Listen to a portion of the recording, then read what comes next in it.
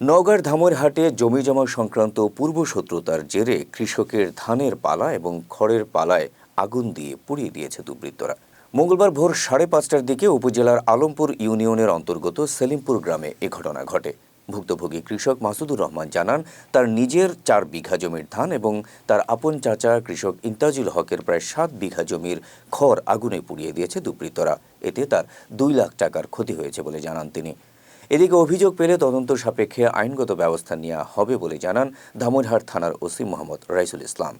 সকালবেলা আমি বিছানা থেকে মানুষের ডাকে বিছানা থেকে উঠি, ওঠার পরে বের হয়ে দেখি বাড়ির সামনে এই যে আমার ধানের আছে, ধানের পালা দিয়ে রাখছি।